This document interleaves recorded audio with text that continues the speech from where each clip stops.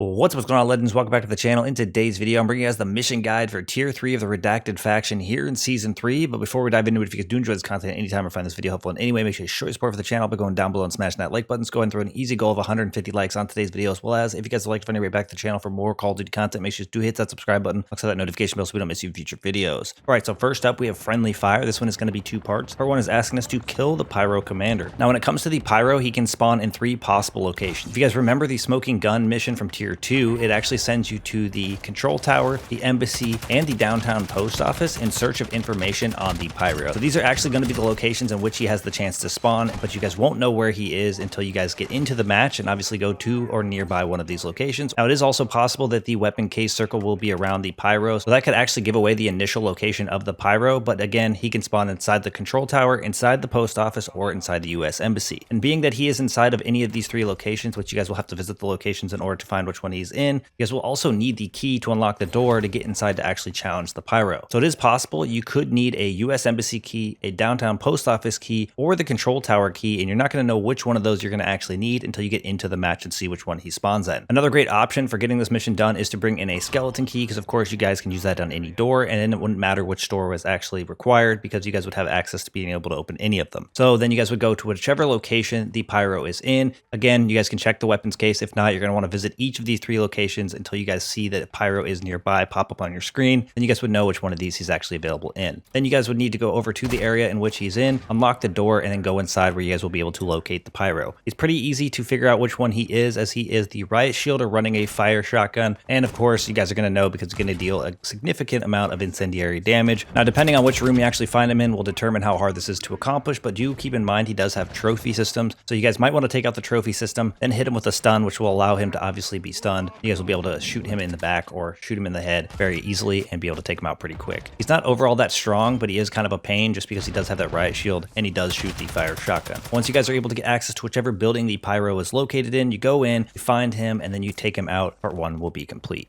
Now, part 2 is asking us to kill 3 Pyro guards with fire. Now, these Pyro guards are going to be pretty obvious which ones they are, as they can be actually found all around the map. They're the guys that throw the Molotovs. These will be the Pyro guards. So you guys will see these guys in the building in which the Pyro is located in. You guys will then want to make sure you bring in the Molotovs in order to be able to take them out with fire. It is also possible if you come across the Pyro first and eliminate him, you guys could pick up his shotgun and use that to eliminate the enemy guards, and that way that would count as a fire elimination as well. Due to the fact that it is the fire or incendiary rounds, this would make this thing pretty easy, but you would have to encounter the Pyro first, eliminate him, and then get access to this weapon. But either way, once you guys are able to eliminate 3 of his guards with fire, this mission will be complete. Next up, we have Gear Up. This one is going to be a 3-parter, but all 3 parts are actually pretty much the same. Part 1 is asking us to fully gear up your first active duty operator. Now, by fully gear up, they mean a 3-plate vest, a large backpack, a kill streak, and you're going to need a durable gas mask. Now, all of these are pretty easy to come by, especially if you guys tend to go and loot strongholds. Now, here in Season 3, we actually have the ability to barter for some of these items, which can make things significantly easier. So you guys can get the durable from doing that. You guys can get a hold of a 3-plate, whether it's a stealth, a comms, or even a tempered by going and finding the items required for that. And you guys can even get a hold of a durable gas mask, which I believe is a lighter and a couple things of toothpaste. But these are also all items that you guys could come across while looting around the map, or if you guys are lucky enough to eliminate an enemy squad, it's possible that they will have these on their bodies as well. So you're going to want to go in, loot around the map. If you guys are looking for durable gas masks, the hospital locations can be great, and of course the first aid kits in any of the buildings or houses. Then you guys can go over and find 3-plates. These can be found in strongholds. Same with the large backpacks. They can also be found in strongholds, but these can also be purchased at a buy station. So these are items that you can not only purchase, but you can barter for, or you guys can choose to loot around the map. Now, the kill streaks can also be purchased for 12,000, but you guys are also able to come across these pretty frequently by visiting those supply drops, or even managing to open safes, which can give you a ton of money to also buy the items that you need and give you the ability to access streaks through those as well. But there is definitely a lot of avenues to get a hold of the items that you need. Again, the large backpack, the 3-plate vest, the durable gas mask, and a kill streak of some sort. And you guys are needing to exfil safely with these items. Now, I recommend, obviously, once you get a hold of these, go over to a rescue hostage contract if they are available, or to your nearest exfil safely, and part 1 will be complete. Now, part 2 is asking you to fully gear up your second active duty operator slot. Without going into too much detail, you're going to go in with your second operator. Now, if you guys don't know how to do this, you guys are going to go into the main screen before you actually go into a match or deploy. You guys are are going to go over to your active duty. You're going to need to select which operator you are using. So you're going to go over to your first slot operator, switch it to your second slot operator, then you're going to infill and do the exact same thing you did for part 1. Get a hold of all 4 of those items that are required, and then you're going to exfil with your second operator slot, and then be able to wrap up part 2. I do want to note, when I did complete these first 2 parts, part 1 actually was completed alongside part 2. Not sure why both of these slots counted at the exact same time. So I actually did use active duty slot 1, exfil with the appropriate items, and part 1 and 2 were checked off together. Then obviously part 3 is asking us to fully gear up your third active duty operator slot. Similar to part 1 and 2, you're going to go in with your third slot. This time you're going to load it up with the durable gas mask, the large backpack, the 3-plater, and the kill streak. You're going to find your way over to an exfil safely, and once you've done that with all 3 of your active duty operator slots, this mission will be complete. Next up, we have Double Cross. This one is going to be a 3-parter, and it is taking us over to Ashika Island. Part 1 is asking us to kill the bomb maker. Now, you guys can still use the cheese strat from last season in order to eliminate the bomb maker here in season 3. However, you are going to need access to his body to complete part 2, so it doesn't make a lot of sense to use the cheese strat unless you're just trying to make it a little bit easier once you actually go inside. But you guys are going to need to eliminate the bomb maker. I chose to obviously go and challenge the Wheelson because there are 2 options to get inside. You either need to take down the Wheelson and hack it, which gives you free access to the castle itself, or you need to come equipped with the Suki Castle key in order to open the door without actually taking on the Wheelson. But either way, you guys are going to want to take whatever method you want to get access to the castle. I recommend going to the door closest to the bridge, which is kind of like the main door, as it is going to make it easier to get to the top floor where the bomb maker is located. You guys are going to open that door. There's going to be a sentry gun inside, and this is actually where a majority of the enemies are going to take place. I like to let the enemies on the first floor funnel towards me at the entrance. That way I can eliminate as many of them as possible and take out that sentry gun before actually entering the castle. But then I go in and I take the stairs up to that second floor.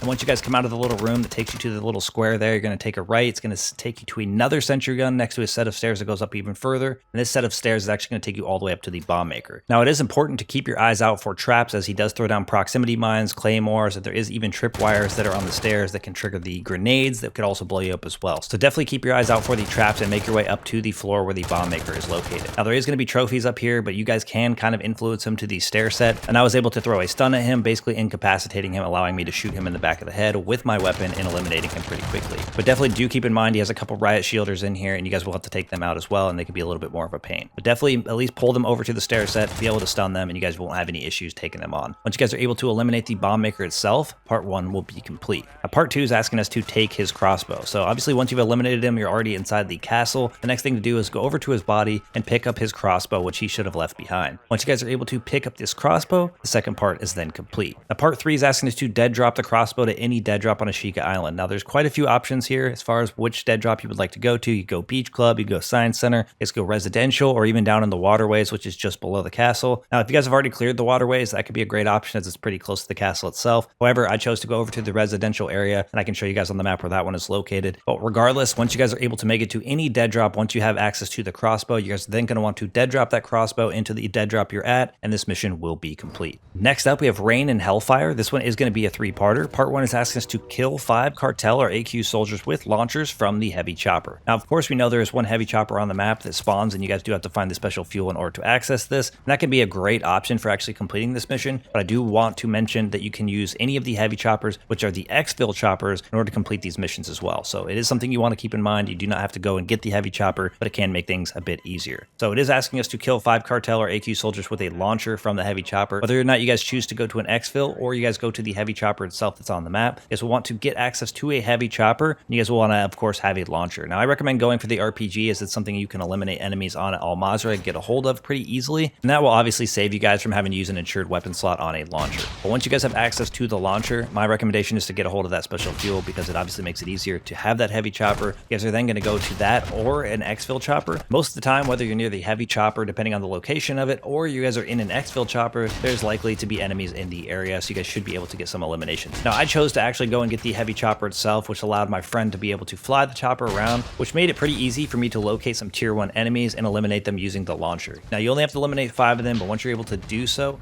this first part will be complete. Now, part 2 is asking us to kill 1 operator or the Juggernaut from the heavy chopper. Now, this could be a little bit more challenging, as the Juggernaut can be located at Zaya Observatory, so you guys are going to need to get the heavy chopper or get access to the heavy chopper and take it all the way up there if you guys want to take the Juggernaut approach. But I do think the easiest way to go about this mission is to either come across a player or team inside of the exfil chopper and be able to eliminate them as you're coming into it, or be inside of an exfil chopper and have a team push you, where you are able to eliminate at least one of them before they actually take you down or you exfil safely. For for this specific part, I definitely recommend going for a real player, which is something I would usually advise against, over the Juggernaut just based on where the Juggernaut location is. Now, of course, you guys can fly the heavy chopper up there. You could very well just leave it hovering in the sky, and you guys could take on the Juggernaut and eliminate him pretty quickly, but I overall think that could be a bigger hurdle and it'll be a little bit more challenging than just going and coming across an operator while you're trying to exfil or while they're trying to exfil. But once you guys are able to eliminate a real player or the Juggernaut from the heavy chopper, part 2 will be complete. Now, part 3 is just asking us to destroy 2 vehicles from the heavy chopper. Now, a great method to do this could be going for an exfil. Make sure you, of course, bring a vehicle. Maybe you're with a squad and one of your other teammates can grab a second vehicle on the way to the exfil chopper. You guys can bring both of them over there, pretty much park them close by. Make sure you guys do have your RPG from the first part. Then you guys will want to jump into your exfil chopper as you're getting ready to leave. Maybe your teammates don't jump in right away, so the countdown kind of goes a little bit longer, and you're able to actually shoot your launcher at the 2 vehicles that are nearby that you kind of parked. You guys will be able to blow these up simultaneously,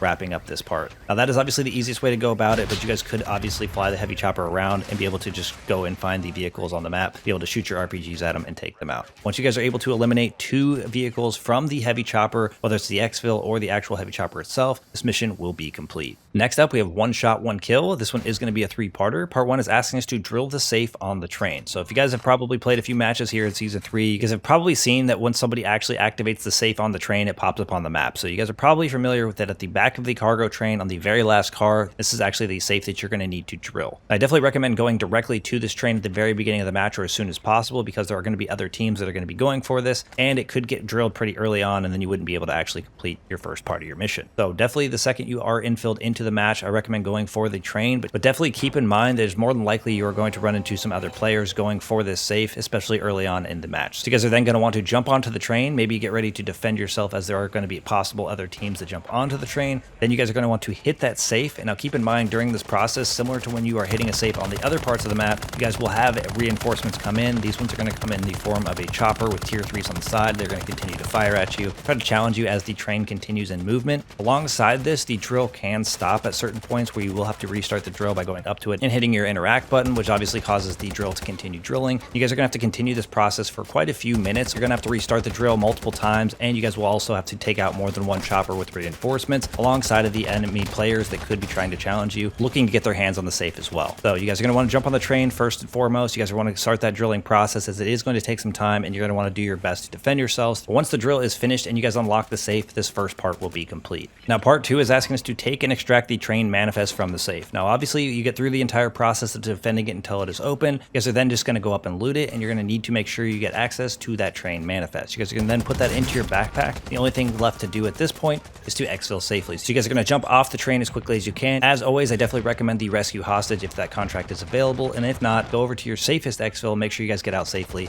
and this part will be complete. And part 3 is asking us to use the train manifest to trade for the MCPR 300 at a buy station in Ashika Island. So you guys are going to obviously have exfilled this from Al Mazrah. You're going to go ahead and jump into Ashika Island and make sure you guys do have it equipped. You're going to go in, infill, of course. Once you spawn in, you're going to head over to your nearest buy station as quickly as you can. Hopefully you get lucky with your RNG of where you spawn and you get one nearby. You guys will go over to that buy station. You guys already have access to that manifest. You guys will then just open the buy station, go to the barter option, and swap this for the MCPR 300. Once you guys are able to get over to that buy station and swap this for the MCPR 300, this mission will be complete. Next up, we have Fair Fight. This one is going to be a 1-parter, but it can be a bit challenging. It's asking us to kill the scavenger with a weapon dropped by an enemy operator. So this one can be a little bit difficult because either you're going to come across a scavenger and not have access to the enemy operator's weapon, or you're likely just going to come across an enemy operator's weapon and then maybe never see the scavenger in your match. Now, there are ways to come across the scavenger without actually influencing him to spawn in, whether it's hitting the intel contracts just enough to actually ping his location, or just coming across him at random and hoping that you have the weapon that you need during that time. But my recommendation for this mission is to actually infill, go immediately towards where you think enemy operators should spawn. If you guys spawn in the Al Mazrah City area, you guys are more than likely going to be near the train. Almost any team that's near the train goes for it, so you guys could influence a pretty early encounter just by going towards this area. Then you guys are going to want to immediately take out that enemy team that you come across. Obviously, you don't have to eliminate an enemy operator team in order to complete this mission, but it does make it easier. The reason that is because once you actually eliminate them, you will not only be able to get access to the enemy operator weapon that they drop, but you guys then will actually influence the spawn and the location of where that scavenger will spawn in. So once you guys have eliminated the enemy operators, operators, you want to go over to their body. I do believe it has to be a weapon dropped on the ground from an enemy operator, but it could be one of the ones in the bags as well. I did not actually test picking up one from the bag in order to get it to count. So for this one, I did actually pick one up off the ground. Picked up the guy's weapon off the ground, which set me up to actually be able to eliminate the scavenger. Then we left the area for a bit of time. This is actually how the scavenger spawns in.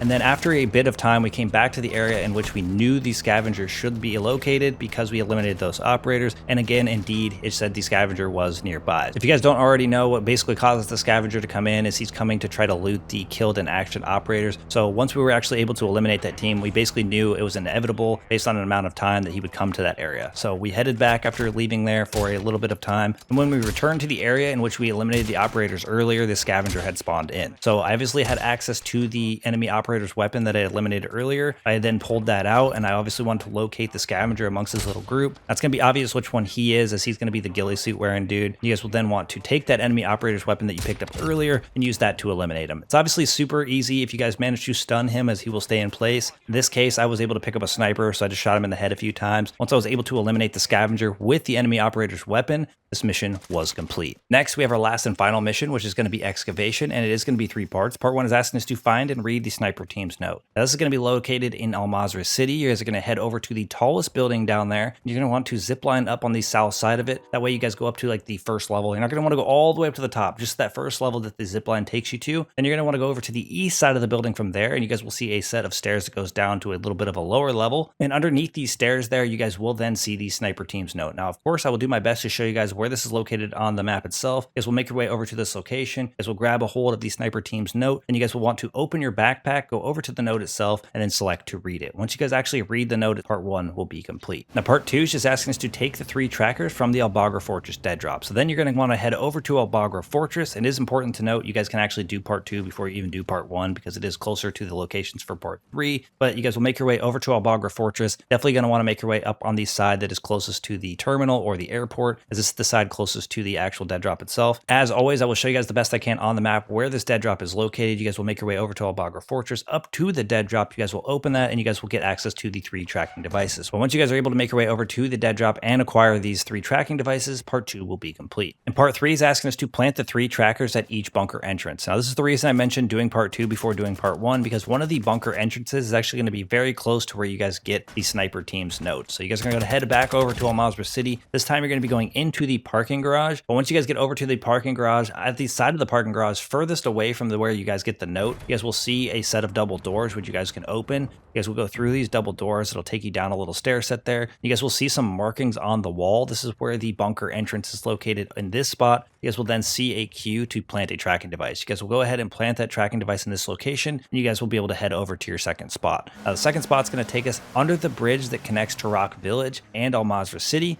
Going to be on the side closest to Al Mazrah City. You guys will go under the bridge, where you guys will see there is a hole cut out or blown out. You guys will go into this, and you guys will then see a second location, very similar to the first location where the bunker entrance will eventually be. You guys will then go over to this spot where the painting is on the wall. You guys will then obviously plant this second tracking device. Now, our third tracking device is going to be taking us over to Rohan Oil. You guys are then going to need to make your way all the way over there, and you're going to be heading to the denied zone, which is the underpass over there where you usually see some of the riot shielders. You're going to need to clear the enemies in this area. And if you guys are on the northern side of Rohan Oil going into the underpass, on the left side, there will be a little garage door that is partially opened. You guys will need to then obviously prone, crawl into this, and inside of here, you guys will find the third and final location of the bunker entrance. It'll be very similar. It'll have paint or numbers drawn on the wall as like a future place where a bunker entrance will be. You guys will then plant this last and final tracking device at this location, wrapping up this mission in Tier 3 of the Redacted faction. Now, although Tier 3 of the Redacted faction is complete, we will have to wait till the mid-season update to get access to Tier 4 and beyond, but that's going to wrap things up for today's mission guide. Thank you guys for all the support in today's video, all the support in the channel, and I look forward to seeing y'all in the next one. Peace.